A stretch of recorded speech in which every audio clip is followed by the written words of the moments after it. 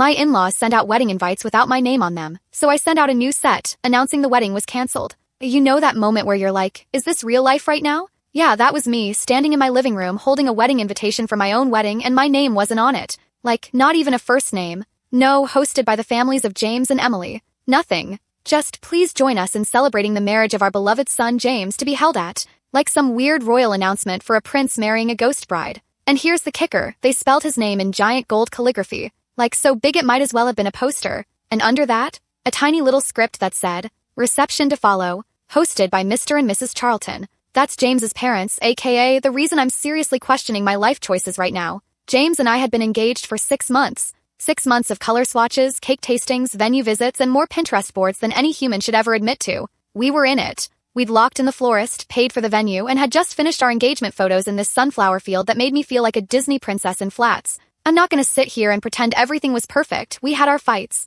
Mostly about his parents. They were intense, controlling, weirdly traditional in this 1950s gender roles meets passive-aggressive Facebook posts kind of way. His mom, Ruth, once told me with a straight face that I shouldn't get too used to working because a wife's real place is beside her husband, not competing with him. Like, babe, I have a degree and a LinkedIn. I'm not about to throw that away for casserole duty. But James always reassured me. He'd say, they're just stuck in their ways. Don't take it personally. I've got your back. And I believed him. I really did. Until this moment. Because now I was holding a literal invitation to my own wedding, and it felt like I'd been written out of the story completely. Let me back up. We had agreed to split the wedding costs and responsibilities down the middle. My family would pay for the catering and photography. His family would handle decor and invitations. I was actually relieved. His mom insisted on helping with the invites, and I thought, okay, that's one less thing on my plate. Worst decision of my life. 'Cause apparently, helping means hijacking. And somehow, in her brain, this entire wedding was their event. My mom called me earlier that day like, "Sweetheart, we got the invites. Are you sure this isn't just an engagement party or something? There's no mention of you." I laughed at first. I thought she was joking. But when I checked the mailbox and opened one up for myself, I swear I almost choked. When James came home, I was sitting on the couch in total silence, just holding the invite like it was radioactive. He walked in, all casual, dropped his keys and said, "Hey babe, did the invites come in?" I didn't say anything. I just handed it to him and watched his face. First, he looked confused, then guilty, then panicked. Wait, this isn't the final draft, right? They must have sent the wrong ones. Let me call my mom. Oh, now we're calling your mom? She picked up on the first ring. I could hear her voice through the speaker. "Oh, James, you got the invitations. Aren't they just stunning?" James, trying to keep his voice calm. "Mom, Emily's not mentioned. At all." Silence. Then she said, "Well, honey, we thought it would be more elegant this way. Cleaner. You know, no clutter." No clutter? As if my existence was a layout problem. "And then, get this," she laughed. "Besides, everyone knows it's your wedding. No one's coming for her side of the family anyway." I swear I saw red. Here's the thing. I am not a dramatic person. I don't do scenes, I don't throw drinks or flip tables. But in that moment, I wanted to do all three. James hung up quickly and looked at me like a deer in headlights. "I'll fix it, I swear. I'll talk to her. We'll order a second batch." But it was already too late. I realized something really dark in that moment. This wasn't an accident. It wasn't a mix-up or a formatting thing or some weird oversight. It was intentional. They didn't want me on the invite because they didn't see this as our wedding. They saw it as theirs. And James? He wasn't shocked, he was just scrambling. Like he knew this could happen and didn't stop it. So I told him quietly but clearly, this isn't about the invites, it's about respect. And if they can't even acknowledge me in my own wedding, what do you think they'll be like once we're married? He just sat there, saying nothing, doing nothing. So I walked out. I picked up my keys, got in my car, and drove to my best friend Tasha's apartment. I spent the whole night on her couch, rethinking everything. 'Cause honestly, if this is how they act before I'm officially part of the family, what the F happens after? Before I get deeper into this, I'd love to know what city, state, or country you're watching from today. Drop it in the comments below. And if stories about finding your voice and standing your ground speak to you, hit that like button and consider subscribing so you never miss the next one. Thank you, and let's keep going. So I wake up the next morning on Tasha's couch, hair a mess, eyes puffy from crying and rage scrolling through Reddit like, am I the crazy one? Spoiler, I wasn't. I didn't even get a text from James until 10:42 a.m. Hey, can we talk today? My mom feels terrible. His mom feels terrible. Not, I feel terrible for letting this happen. Not, I'm sorry I didn't stand up for you. No, my mom feels bad. As if her feelings were the priority now. Tasha saw the text and just shook her head like, girl, if he says the words family pressure, I'm snatching your phone. She was half joking. I wasn't laughing. So I drive back to our apartment that afternoon, not because I'm ready to forgive anything, but because I need answers. I need to look this man in the face and see if he even gets it. James opens the door and looks like he hasn't slept either, which would have been a little more meaningful if he didn't start the conversation with, "Babe, I think we're blowing this way out of proportion." That was the first line out of his mouth. I didn't even take my shoes off. I just stared at him. Like, what part of I was erased from my own wedding is being blown out of proportion exactly? So he tries again. "I'm not saying it's okay. It's not. But you know how my parents are. They're old-fashioned. They wanted something more traditional. More traditional than the bride existing on the invitation?" He looked like he wanted to argue, but couldn't. So he says, "Okay, let's fix it. We'll send new invites with your name front and center. Bold font. Bigger than mine if you want. I'll pay for it all." And then he pulls out this little envelope. "My mom wrote you a note." My blood pressure hit the ceiling. But okay, fine. I open it. Inside is this lavender-smelling card with a fake cursive font that says "So sorry" on the front.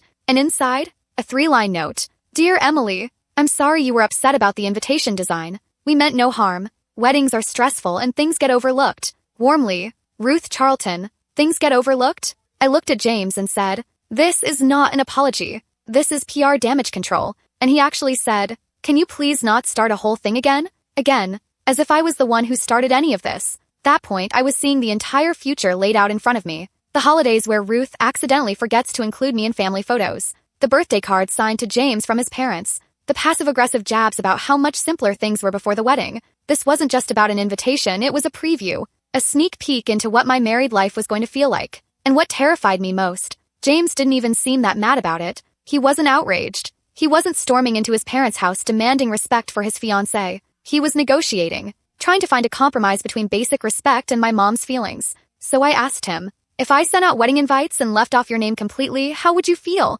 He looked at me and said, "And I swear I am not making this up. I guess I'd understand if your dad was paying for it and wanted it a certain way." That's when I knew this man was not on my side. I left again. This time, I didn't wait for an apology. I told him, "Until your family can treat me like I'm marrying into this family, not being tacked on as an afterthought, I'm not moving forward with this wedding." He tried to hug me. I stepped back. "Don't touch me just to shut me up." I grabbed my things, walked out, and went straight back to Tasha's. Here's where it gets messy, eh? I get a text later that night from James's cousin Lauren, the only decent one in that whole side of the family. She goes, "Hey, just so you know, Ruth is already telling people that you're overwhelmed and taking a break from planning. She said she's stepping up to help finish things while you sort through your feelings." What? I called her immediately. Lauren answers like, "Girl, I didn't want to be involved, but she's literally acting like you're having cold feet and she's the hero stepping in to save the wedding. Like it's a Lifetime movie and she's the lead." Y'all, I almost threw my phone. So now I'm emotionally unstable, and she's the gracious matriarch coming in to take over? This woman is campaigning like she's running for mother-in-law of the year while I'm crying on a pull-out mattress and wondering if I just dodged a lifelong bullet. Tasha, MVP that she is, pours me some wine and says, "Okay, so what are we doing? Because this is not a fix-it-with-a-new-invite situation anymore. This is sabotage." And I said, "We're canceling the wedding." She blinked. Like, for real? Yes, for real. But not quietly. Because if Ruth wants to make this a campaign, I'm about to drop the announcement of the year. I didn't sleep that night. Not because I was crying or spiraling. Honestly, that part had already passed. This time, I was awake because my brain had entered what I call vengeful administrative mode. You know when you're so done with someone's BS that you go full spreadsheets and sass? That was me. By 2:30 a.m., I had a Canva account open, 6 different invitation templates in front of me, and a mission. I wasn't just canceling the wedding, I was going to announce the cancellation like it was the Met Gala. Because if Ruth wanted to host a wedding for her son and his invisible bride, cool. She could throw a party for herself. But I was going to let every single guest know that I would not be there. Tasha was half asleep on the couch when I woke her up at 3 a.m. with a whispered, "Look at this font." She squinted at my laptop like, "Girl, are you making new invites?" "Yes, but not for a wedding." Her eyes widened. "Oh my, wait. You're not just texting people." "Nope. If they can send 200 invitations erasing me, I can send 200 more reminding people I exist, and that I'm no longer part of the program." The invite was clean, minimal, dramatic. A white background, gold trim, and in the center bold black text that read, "The wedding of James Charlton and Emily Parker has been cancelled. Please do not attend any events hosted by the Charlton family on this date. No further details will be provided." That's it. I printed it on the same kind of Lux cardstock Ruth used because if I'm going down with aesthetic cohesion. By noon, I had a list of addresses. Thankfully, I'd kept a copy when we were planning the original wedding guest list, and I found a same-day printing service that charged extra for rush orders. Worth every penny. I shipped out every single card. And yes, I made sure Ruth and her country club besties were at the top of that list. If they were going to talk, I'd make sure they had something real to talk about. Later that afternoon, James called me. I didn't pick up. Then he texted me, "Emily, did you cancel the wedding?" I responded with the same exact wording from the invite. The wedding of James Charlton and Emily Parker has been canceled. Please do not attend any events hosted by the Charlton family on this date. He didn't respond. But Ruth? Oh, Ruth lost her mind. She called me 6 times back to back, left a voicemail that started off fake sweet and devolved into full Karen meltdown. Emily, this is Ruth. I just received something disturbing in the mail. I don't know what kind of drama you're trying to start, but you are making a fool of yourself and embarrassing my family. My family? Not our families. Just hers. You had no right to interfere in the plans we've made, and I will be speaking to James about this. Lady, I am the bride. I am the plans. Or at least I was. The best part? Apparently, word spread fast. Within 2 days, I started getting texts and DMs from people I hadn't even heard from in years. Old high school friends, extended relatives, even one of James's co-workers. Tough like, wait, what happened? I just got this card and I'm shocked. Girl, are you okay? Also, that cancellation card is stunning. Ruth must be fuming. This is iconic. One woman, I kid you not, actually replied with a pic of the cancelled invite next to the original one Ruth sent. Side-by-side comparison. Captioned, your version slaps. Now, of course, James finally decided to show up. Tasha and I were watching Selling Sunset in our pajamas when there's a knock at the door. She peeked through the peephole and turned back to me like, oof, it's the ghost groom. I opened the door. He looked like he hadn't slept, holding a folder in one hand and a wrinkled tie in the other, like he just came from a corporate funeral. Emily, can we please talk? I stepped outside. Tasha stayed right behind the door, probably holding a frying pan or something just in case. James started rambling. I didn't know she'd send those invites. I thought she was including your name, I swear. I didn't see the final proof. I should have checked. I should have said something earlier. I just didn't want to fight with her. So you let her erase me. Silence. He tried to reach for my hand, but I stepped back. Again. James, I needed you to have my back. Not later. Not after the fact. When it counted. I know. I messed up. But canceling the wedding? That's extreme. I looked him in the eye and said, no, James. What's extreme is being engaged to someone who lets their mom plan a wedding without the bride. What's extreme is having to prove I exist. You blindsided me. So did she. He sighed and sat down on the steps. He looked defeated, but I didn't feel bad. 'Cause for once, I wasn't the one begging to be seen. I ended the conversation like this. You're welcome to reschedule the wedding, just not with me. I walked back inside. Tasha handed me a bowl of popcorn like we were watching a breakup scene in a rom-com. And honestly, that's exactly what it felt like. So you'd think after I canceled the wedding, sent out 200 formal announcements and told James to go reschedule without me, that would be the end of it, right? I wish. 'Cause Ruth, she saw all that and said, challenge accepted. 3 days after the invites went out, I got a notification from Facebook. It was a tag from someone I hadn't talked to in forever, one of James's distant cousins. I clicked it, assuming it was maybe a sympathy comment or something supportive. Nope. It was Ruth. She had posted a public update to her page, a whole paragraph, with a vintage-looking photo of James in a tuxedo from our engagement shoot, yes, one I paid for, and this long caption that said, while we are heartbroken to share that the bride has chosen to step away from the wedding, the Charlton family is still celebrating our beautiful son, James, and this new chapter in his life. Life doesn't always go according to plan, but we believe in grace, strength, and unconditional love. Y'all. She turned my wedding cancellation into a pity post for her son. And the comments? Unreal. So sorry, Ruth. She didn't deserve him anyway. Sending prayers, she never really fit in with the family. James will find someone better. We always knew she was too emotional. I swear I had to put my phone on Do Not Disturb before I broke it with my forehead. So of course I screenshot everything. Sent it to Tasha, who called me immediately like, do you want to respond? Or do you want me to respond? Because I have time. And you know what? For a second, I really wanted to clap back. Post my own little novella. Maybe even drop some behind-the-scenes receipts. Like, how Ruth once suggested I should lose 15 pounds before the dress fitting. Or how she called my mom simple for wanting homemade centerpieces. Or the time she told James in front of me that no one from my side of the family would understand how real wealth operates. Yeah, I had ammunition.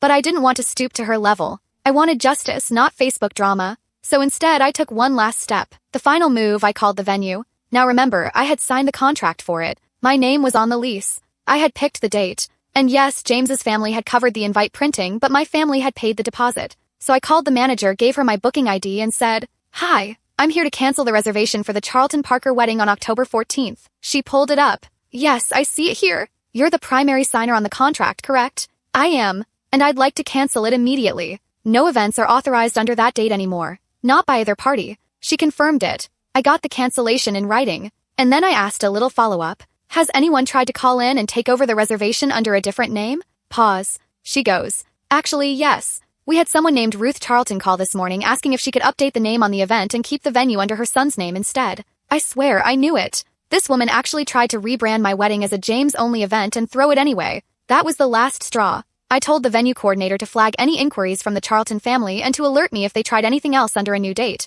Then I called my mom, told her everything. She stayed quiet for a second, which for my mom is rare, and then said, "Good for you, sweetheart. That woman was never going to see you. Not really. And you deserve to be seen." I cried, like full-on shoulders shaking, ugly crying, because my mom had been quiet through most of the drama. She didn't want to step on toes, didn't want to stir the pot, but in that moment she saw me, and it felt like everything I needed to hear. Tasha and I had a little cancellation party that night. We put on sweatpants, ordered sushi, and popped a mini bottle of Prosecco. She raised a glass and said, "To the only bride in history who threw the wedding out instead of walking into it." I clinked her glass, to dodging a lifetime of family group chats from hell. And as for James, the next morning he sent me a long message, like too long, paragraphs and paragraphs of mixed signals, half apology, half guilt trip, saying stuff like, "I get why you're upset, but we could have worked through it. You just had to hold on a little longer. My mom was wrong, but you didn't have to blow it all up." But here's the truth. I didn't blow it up. She did. I just refused to pretend it didn't happen.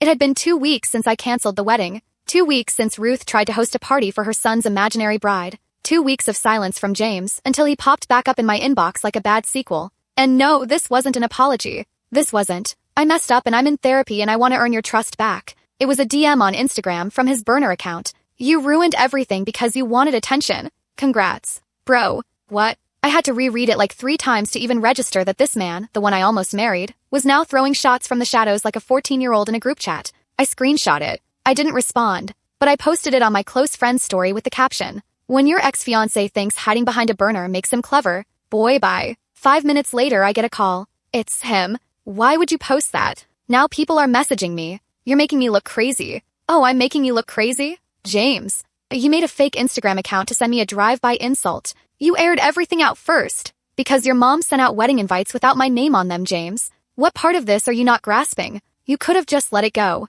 Let it go? Are you even hearing yourself? It was like arguing with a sock puppet. No matter what I said, he just deflected, minimized, spun it around like a fidget spinner made of gaslighting. Finally, I said, "I'm done talking. This conversation is over. This relationship is over. Please stop contacting me." And I hung up. I blocked his number, blocked the burner, blocked his actual Instagram too, just in case he decided to go full Disney villain and start posting vague quotes about betrayal. But here's the wildest part of all of it. That same night, someone else messaged me. I didn't recognize the name at first, Allison C., but then I clicked on her profile and I remembered. She was James's ex before me. The one he said was too jealous, too sensitive, and a drama magnet. I never met her in person, but I always remembered her name because, well, let's just say he brought her up a lot early on, always in a way that made him the victim and her sound unhinged. So when I opened the message, my heart was already beating out of my chest. Here's what she wrote. "Hey, Emily. I know this is super random and I don't expect a response, but I saw what happened with the wedding. And I just want to say I believe you.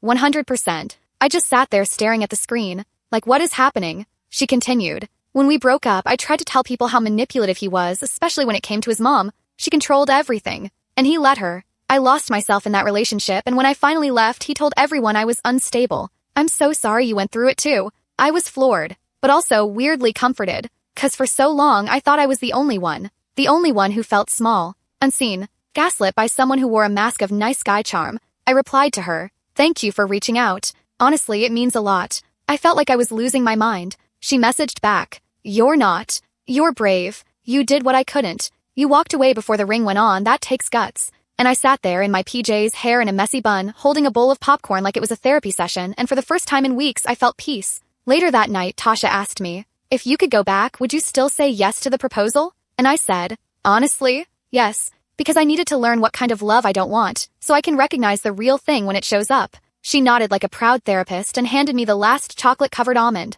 So I wish I could say everything magically wrapped itself up right there, that James and Ruth faded into irrelevance, and I started a new life full of soft mornings, good skincare, and someone who actually respected me. But real life doesn't come with background music and a bow on top. A few days after that DM situation and the message from Allison, things went eerily still. No more calls, no more comments, even Ruth's Facebook posts dried up like the drama faucet finally got turned off. First, the silence felt weird. Like when the power goes out and your ears are still ringing because they're used to the noise. I started getting my life back. Moved my stuff out of our shared apartment, which, by the way, James was conveniently not around for. He said he'd be giving me space.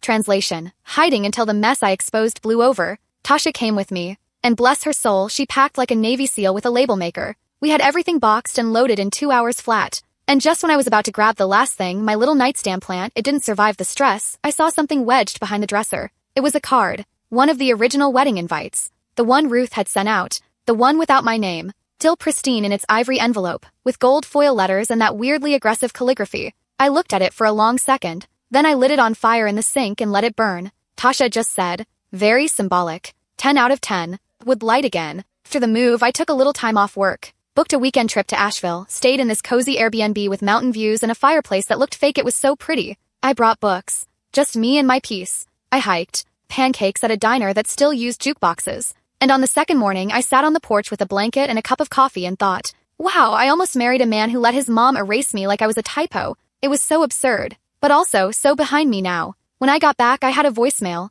From Ruth. It was short, stiff, and robotic. Emily, I hope you're doing well. I just wanted to say I'm sorry. I know things got complicated. I wish you the best.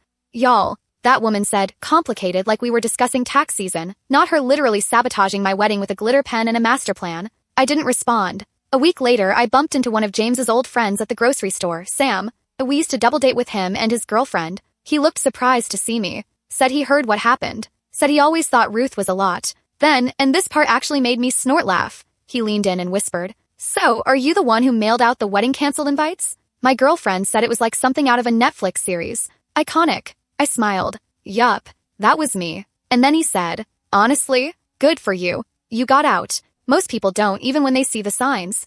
And that right there, that was all the closure I needed. I'm not saying I came out of this whole thing totally healed and enlightened. I still flinch when I see ivory stationery. Still get a little triggered by calligraphy fonts. Still have questions like, was he always like that? Or did his mom make him like that? But I also have answers I didn't before. Like, I don't want to be with someone who picks silence over support. I don't want to marry into a family that pretends I'm invisible. And I definitely don't want to spend my life explaining why I deserve basic respect. So you might be wondering what happened to James and Ruth after I bailed. Did they spiral? Did they learn? Did they go on Dr. Phil and unpack their emotional damage? Unfortunately, no. But oh, did karma get creative? About a month after everything went down, I started hearing trickles through mutuals. Turns out James didn't take the cancellation so well. He didn't do the mature thing and reflect or grow or go to therapy like a functioning adult. He got a rebound girlfriend like 2 weeks after I moved out fast. Her name's Marissa. She worked at the same company as James, in HR of all departments. Tasha saw them tagged in a picture at a pumpkin patch. Caption said something like, fall with this one, #new beginnings. You ever get secondhand embarrassment so bad you have to put your phone down and go stare at a wall? Yes, but it gets better. 'Cause Ruth, she loved Marissa, started posting photos of them baking cookies together, commenting things like, my future daughter-in-law is such a gem. I lost it. And honestly, at first it stung. Like I was disposable. Flopped out like a seasonal decoration. But then I remembered. Marissa's just next. Not special. Just the next woman Ruth thinks she can mold. The next one she'll quietly erase the moment she steps out of line. Give it time. And I was right. 'Cause a few weeks after that fall photo, Tasha forwarded me a screenshot from Reddit. Yeah, Reddit. Someone had posted in our /JustKnowML under a throwaway with the subject line, my boyfriend's mom is already planning our wedding and we've only been dating 6 weeks. I clicked it, read through it, and it was Marissa. Can you believe it? No names, but the details were all there. She told me it's a privilege to marry into their family. She called my mom and asked her to sit this one out of planning because we wanted to feel more curated. I was wheezing. I didn't reach out. Didn't say a word. Because if Marissa was going through it, she had to come to her own breaking point. Just like I did. But I bookmarked the post. Because if there's one thing I've learned, women like us, the ones who get written out, stepped on, pushed to the side, we always find each other eventually. As for me, I started over.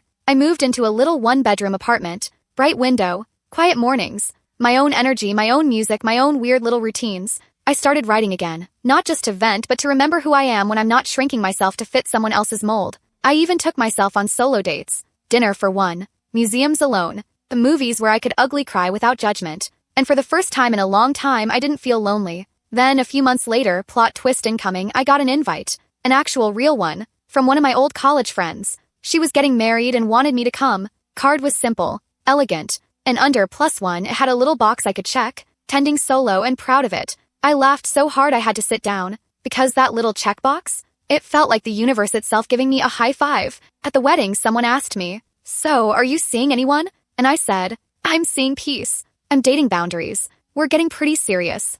They laughed, probably thinking I was kidding. But I wasn't. You know what's funny? I used to dream about my wedding like it was the final chapter. Like once I walked down that aisle, life would officially begin. Cue the credits. Roll the soft music. Happily ever after. But now I realize the wedding wasn't supposed to be the destination. It was supposed to be the celebration of a love that already made me feel safe and whole. And if I had to cancel the celebration to protect that wholeness, then so be it. Because what I really dodged wasn't just a toxic mother-in-law or a guy with a spine made of paper mache. I dodged a lifetime of being treated like a placeholder in my own story. I didn't get the dress fitting, or the walk down the aisle, or the Mr. and Mrs. sign on the sweetheart table. But I did get something better. I got my voice back. I got my power back. I got to say, this is not enough for me, and actually walk away. And look, I'm not gonna lie and say I don't still have moments. Little pangs of what if when I see someone post their wedding pics or buy their first home together. But then I remember, those pics, that home, that dress, they don't mean anything if you're building it with someone who can't even say your name out loud on the invite. Let that sink in. Now every once in a while I still get people asking, so what really happened with James? And I just smile and say, he tried to marry me without mentioning me, and that usually shuts it down. Or they laugh, or they ask follow-ups, or they say something like, dang, good on you for getting out. And I nod, sip my iced coffee and say, yup, best response I ever sent. So yeah, that's the story. It wasn't the fairy tale I planned, but it was the plot twist I needed. Thanks for listening. Seriously, telling this, processing it all out loud like this, it helped more than I can say. If you liked the story, don't forget to like, comment, and consider subscribing. And if you've been through something similar, I'd really love to hear it down in the comments. We're stronger when we share. See you in the next one.